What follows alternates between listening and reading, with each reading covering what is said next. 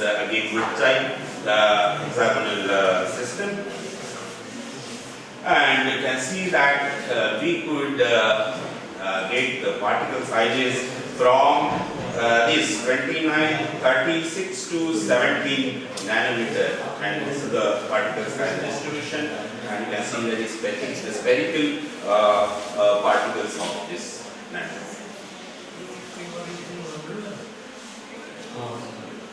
Something is happening. Okay. So something is happening. I don't know. I have put a lot of slides. And you can use the laptop. Yeah, I don't know.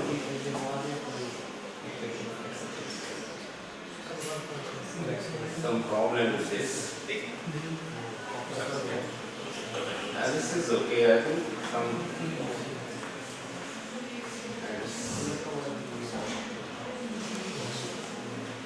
Grammar studies and defect studies is very important, and the composition of Chetano always is not very stoichiometric, and always you have either some oxygen vacancies or some interstitials of Chetano, and these defects also control some of the properties of this material.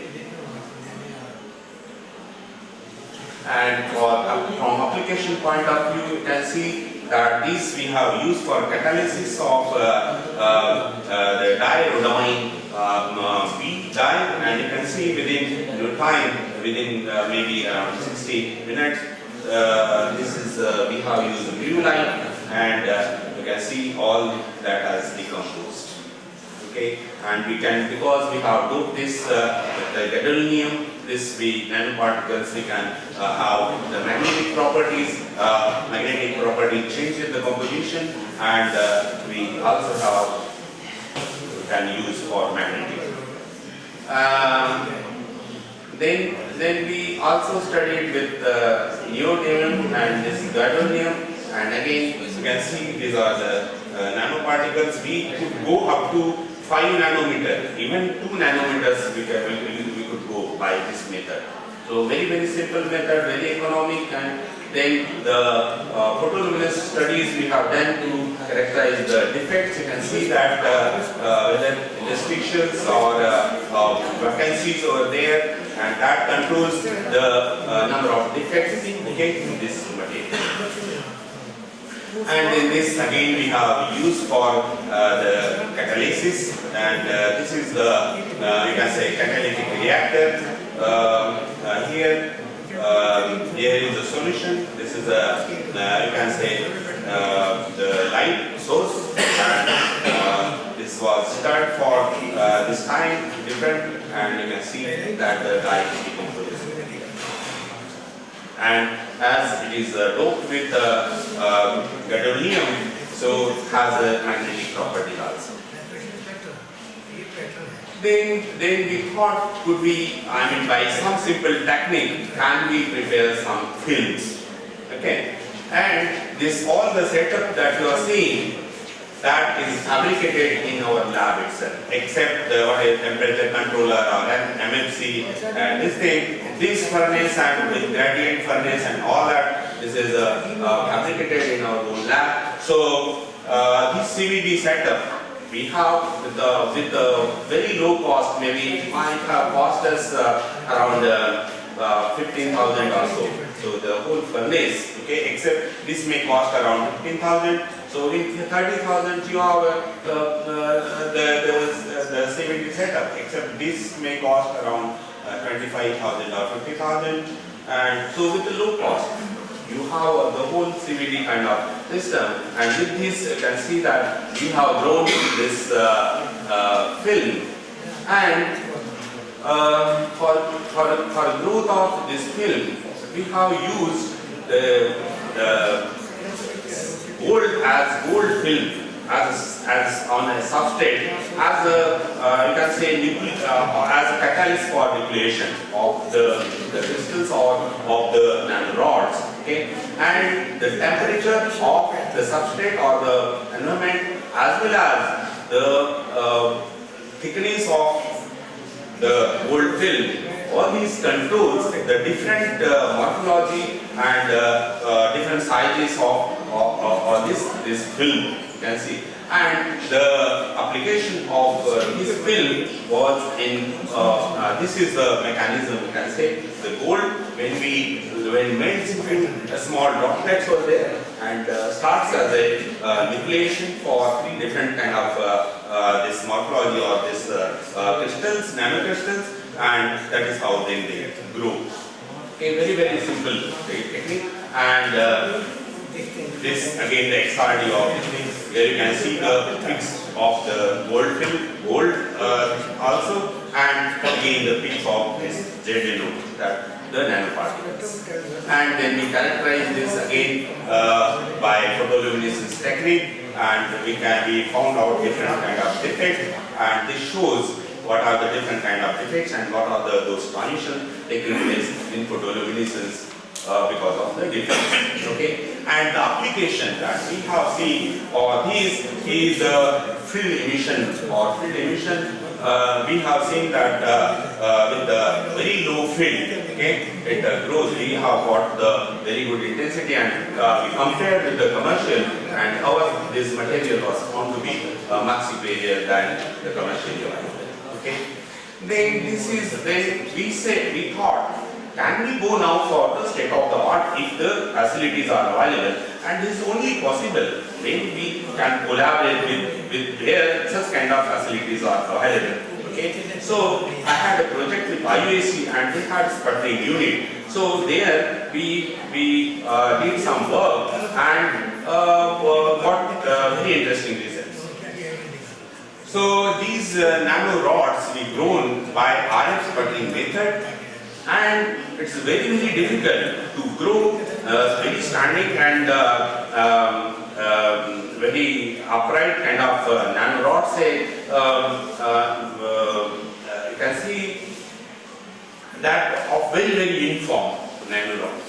Okay, and this only one peak shows that they have grown only in one direction, and this shows that they are hexagonal in shape. Okay. So this was possible because we have tried many things, that in our material when we doped with cobalt with the different kind of concentration, at particular concentration we found that it might be nucleating at different positions, okay? And that might be creating these nanorods, and then they grow very straight. Otherwise it was not possible. We have tried many different kind of ways, but with this composition, with this kind of this thing only, you see that we have grown very, you can say very uniform kind of this nanorods. And with this, now what we had done is, we have taken three kind of SI substrate, and we had this nanorods grown on this substrate. So this acts as a peak, and these generally the ZNO is an N-type, and therefore it can form the junctions over here, and we have millions of such the diodes or nanodiodes, you can say, the array of nanodiodes, and that is why. And then this kind of device, when we fabricate it, could be used for UV sensing or as a UV detector. We compared all our results with the commercially available UV sensor, and we found that many of characteristics are superior, much better than the commercially available that kind of device. And this again the characteristics, this is the band gap we found of our nanorod. The defect studies we have done by Raman studies, and again did by this photoluminescence studies also. Okay, and this is what we have studied, the IV characteristics of our nanodiodes, and you could see that there is a forward bias, so you get from much more signal, but in reverse kind of thing you also get lot of with different kind of